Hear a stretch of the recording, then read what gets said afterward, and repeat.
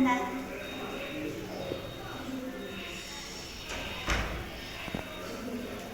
Silakan duduk.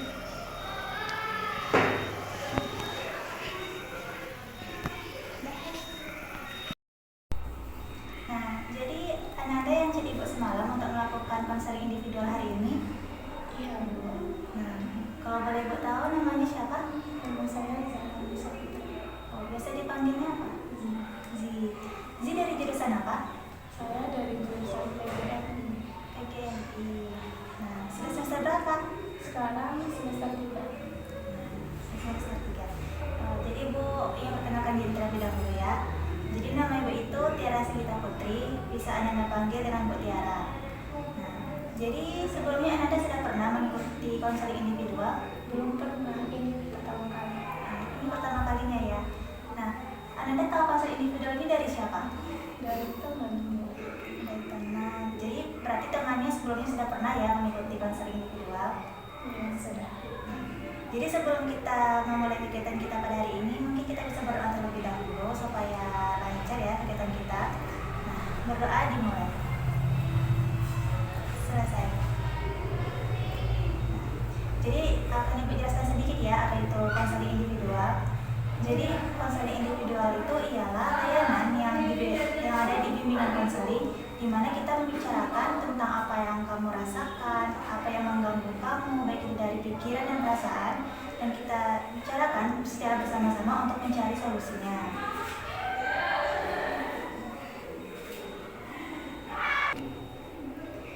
Jadi di sini ibu berharap Zi bisa terbuka mungkin kepada ibu tentang apa yang Ananda rasakan, apa yang Ananda pikirkan, dan juga Zi tidak perlu khawatir tentang apa yang kita bicarakan ini sampai keluar, karena apa yang kita bicarakan akan habis di sini saja, tidak akan dibawa keluar.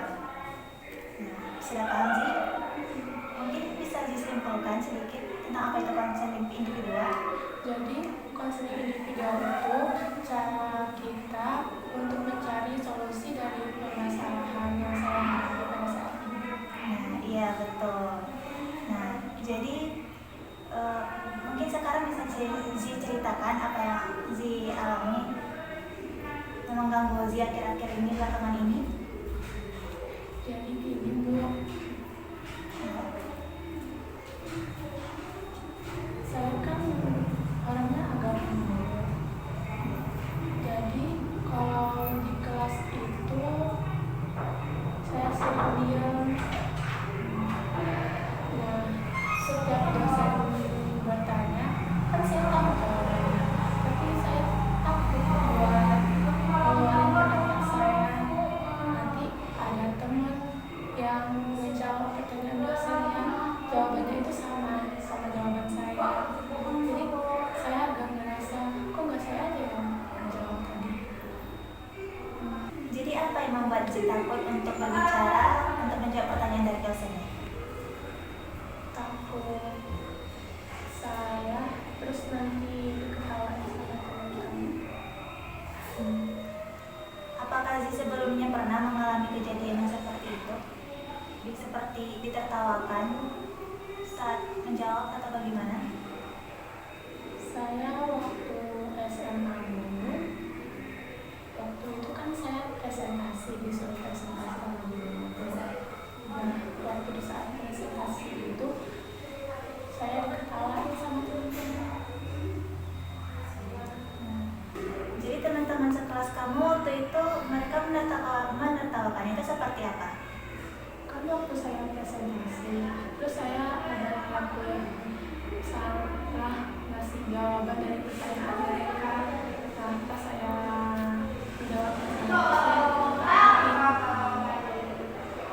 Berarti itu ditertawakannya sekelas ya? Nah, waktu itu, waktu kamu salah menjawab pertanyaan itu, perasaan kamu bagaimana? ya sedih, kesal, kok cuman karena salah menjawab saya sampai diketawain. Jadi kamu ditertawakan sekelas ya waktu itu? Nah, Nah, pada waktu itu bagaimana reaksi guru yang melihat itu? Apakah dia membantu untuk membantu untuk menyuruh teman-temannya kamu untuk diam atau bagaimana? Gurunya cuma ngeliatin doang, dia diem. Cuma diam aja. Jadi setelah kejadian itu apakah karena itu kamu jadi malu untuk mengungkapkan pendapat kamu atau bahkan jauh sebelum kejadian itu kamu memang sudah pemalu? Sejak saat itu, Sejak saat itu. Lalu bagaimana perasaan kamu setelah kamu ditertawakan seperti itu oleh teman-teman kamu? ya, saya merasa kalau nanti saya menjawab lagi terus salah lagi pasti mereka bakalan nambah ngetawain saya. Jadi saya mulai diem.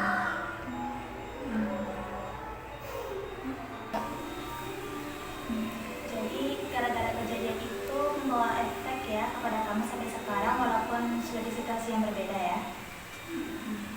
Jadi kalau misalnya di saat sekarang dosen bertanya di kelas, apa yang kamu pikirkan saat itu yang terlintas di benak kamu? Ya rasanya sama saja kayak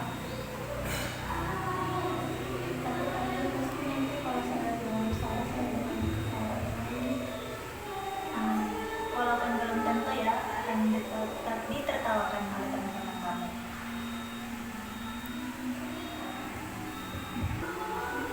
Nah, dari kejadian di SMA pada waktu itu, apakah itu membawa efek pada kamu sampai sekarang? Iya, Itu misalnya dalam bentuk yang seperti apa?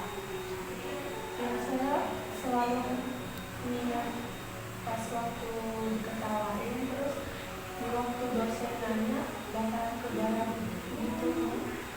Itu yang bikin saya takut. Selain itu, apakah ada efek misalnya dari kepada fisik kamu seperti tangan kamu kedinginan atau tangan kamu menggigil atau sebagaimana? Bagaimana? Mungkin saya agak ibu jadi tangan saya dingin. Kalau misalnya sudah seperti itu, biasanya apa yang kamu lakukan? Apakah kamu hanya diam atau mungkin menenangkan diri? Saya cuma dingin aja sih. Kalau ibu boleh tahu, pernah kamu menceritakan sebelumnya tentang kejadian itu waktu kamu yang di SMA? Tidak pernah. Jadi kamu memilih untuk memendamnya sendiri atau? Kalau ibu boleh tahu, kamu di keluarga bagaimana? Saya anak pertama. Anak pertama, apakah ada saudara? Ada. Saya punya satu adik cowok. Adik cowok. Bagaimana hubungan kamu dengan adik kamu? Ya kayak hubungan kakak biasa sih. Walaupun kalau pas ketemu sering berantem. Lalu bagaimana dengan hubungan kamu dengan orang tua kamu? Apakah pernah misalnya seperti dimarahi atau bagaimana? Atau mungkin hubungan kalian dekat? Dibilang dekat ya nggak terlalu dekat sih. Tapi ya kayak gitu biasa aja.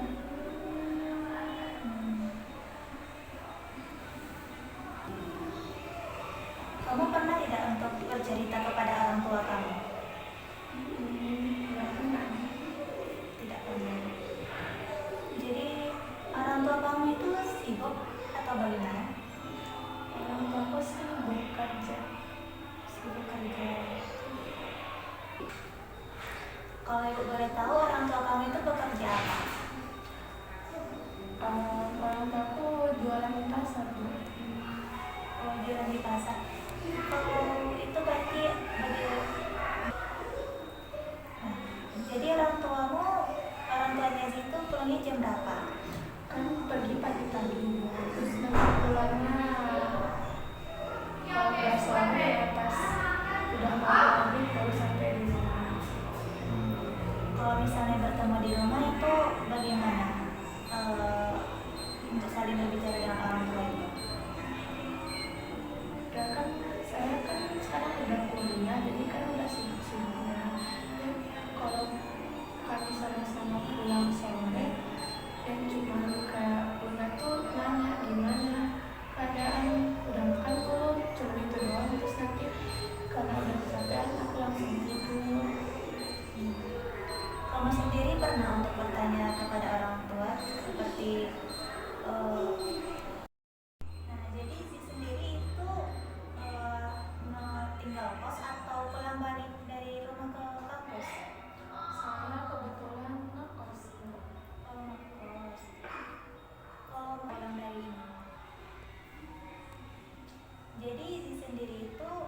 memilih untuk kos atau sering bolak-balik dari rumah ke kampus?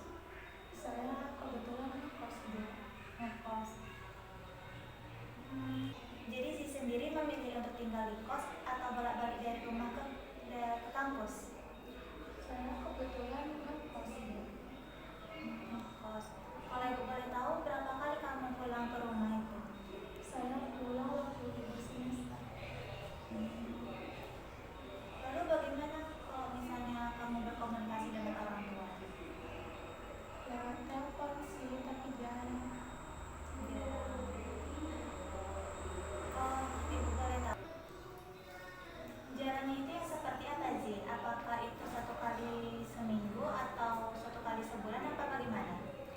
1 kali seminggu. 1 kali seminggu. Kalau misalnya waktu itu apa yang kamu dan orang tua kamu bicarakan? Ya kalau bulan yang lalu dia nanya gimana uang jajannya udah habis atau belum. Gitu. Apakah orang tua kamu pernah bertanya seperti bagaimana kegiatan kamu selama di kuliah, begitu? Apakah orang tua kamu juga pernah bertanya seperti apa yang sedang kamu hadapi sekarang, begitu? Kalau misalnya seperti itu, kamu itu ada membicarakannya kepada saudara kamu, kepada adik kamu? Enggak juga. Jadi kamu memilih untuk memendamnya sendiri ya? Nah, kalau Zi sendiri ada nggak itu punya teman dekat gitu untuk kamu berbagi cerita? Ada sih 1 orang. Itu biasanya teman kamu itu memberikan solusi yang bagaimana? Kan di saat dia cerita ke dia kan dengerin. Terus pas di akhir tuh dia bilang ya cuma bilang sabar aja ya. Gitu kan. Kalau ibu boleh tahu, kamu sama teman kamu ini sudah dekat sejak kapan? Apakah sebelum kuliah atau sesudah kuliah? Pas udah kuliah. Oh, sesudah kuliah.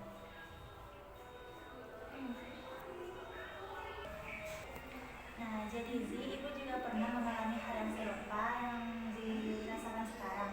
Jadi dulu ibu itu pernah mengalami yang seperti itu, di mana ibu waktu itu salah dalam menjawab pertanyaan yang ditanyakan oleh teman ibu.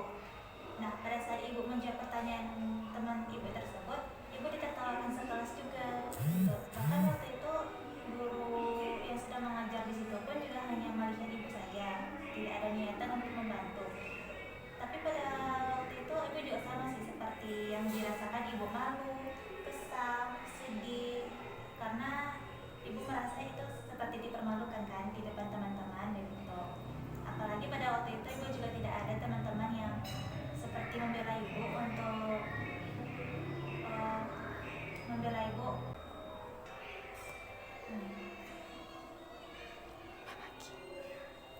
Nah, jadi Zi, ibu pernah mengalami hal yang serupa seperti yang dirasakan.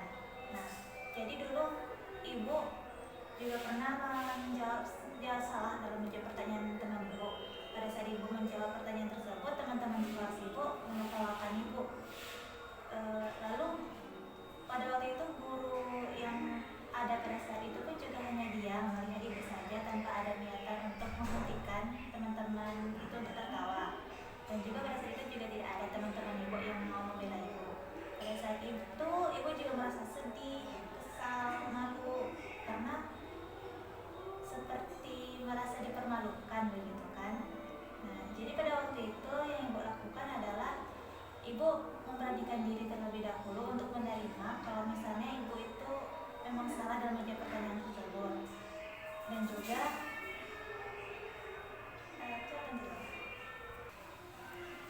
nah, Zi, dari yang kamu ceritakan tadi, ibu bisa menentukan sedikit kalau misalnya kamu itu malu dan takut untuk menjawab pertanyaan dan dosen di kelas. Jadi Zi, dari cerita yang sudah kamu ceritakan kepada ibu, kamu itu takut dan malu untuk menyampaikan pendapat kamu di dalam kelas di saat dosen bertanya. Lalu kamu juga masih membekas ya kejadian itu kalau misalnya itu takut terjadi lagi di masa sekarang. Nah, jadi ibu juga punya pengalaman yang serupa seperti Z. Ibu juga pernah salah menjawab pertanyaan dari teman-teman. Kemudian yang ibu lakukan itu adalah ibu menerima kesalahan ibu itu tersebut terlebih dahulu. Seperti apa kok kalau salah gitu kan? Karena untuk salah itu kan wajar gitu. Lalu apa yang direaksikan oleh teman-teman itu kita juga tidak bisa kan untuk dikontrol. Kemudian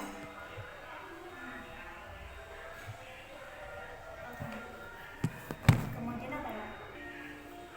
Dan juga ibu berusaha untuk menghilangkan rasa malu itu sampai ibu berani untuk menjawab pertanyaan dari teman-teman kembali. Kemudian jadi dari pengalaman yang ibu ceritakan kepada Zi ini mungkin bisa Zi jadikan patokan untuk Zi. Dari cerita yang sudah ibu ceritakan tadi mungkin bisa Zi jadikan patokan untuk Zi berubah lagi atau dalam mengambil. Jadi Zi dari cerita yang sudah ibu ceritakan tadi mungkin bisa Zi jadikan patokan untuk Zi untuk mulai berubah dan untuk mulai berani menjawab pertanyaan dari dosen dan juga teman-teman ya Zi. Jadi ibu mau tahu apa usaha yang sudah Zi lakukan untuk menjawab pertanyaan dari dosen tersebut.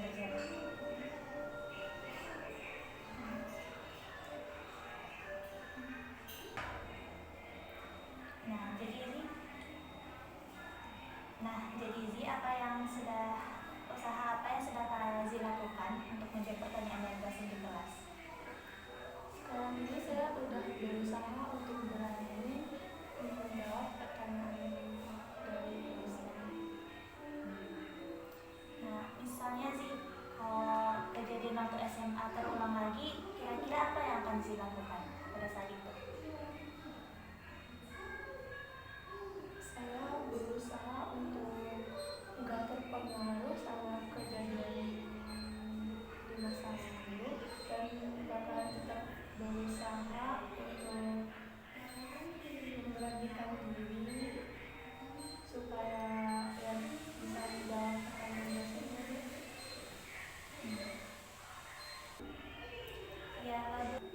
Ya bagus Zi. Jadi ibu berharap dari yang ibu ceritakan tadi itu bisa membuat dan menjadi patokan untuk Zi untuk mulai berubah gitu ya dan mulai berkembang juga. Kalau ibu boleh tahu kapan ibu bisa melihat perubahan yang telah melakukan Zi? Mungkin saya akan mencoba berusaha 1 minggu ke depan Bu untuk ngelakuin hal-hal yang ibu sarankan. Kenapa tidak besok saja Zi? Kalau lebih cepat kan lebih baik gitu. Saya belum siap Bu kalau besok. Teman. Jadi kita kata-katanya ya. Tadi kan kita sudah berkomitmen juga ya untuk mulai memberanikan diri gitu untuk mencoba. Tapi tadi kan kita sudah berkomitmen untuk mulai memberanikan diri gitu. Jadi bagusnya kita mulai dari besok saja gitu kan. Iya Bu. Jadi kira-kira kapan kita bisa bertemu lagi sih untuk melakukan konseling? 1 minggu lagi. 1 minggu lagi. Oke, jadi ibu tunggu ya kedatangan Zil 1 minggu lagi dan ibu akan berharap ada perubahan pada Zia setelah kejadian ini. Apa lagi? Terima kasih ya Zi sudah mau seterbuka mungkin dan juga Zi sudah mau untuk menceritakan apa yang sudah Zi alami yang mengganggu Zi. Ibu berharap dari kegiatan yang kita lakukan hari ini ada perubahan pada Zi ya. Untuk konseling selanjutnya Zi bisa kabari ibu lagi ya supaya kita bisa melakukannya kembali. Jadi Zi, saya konseling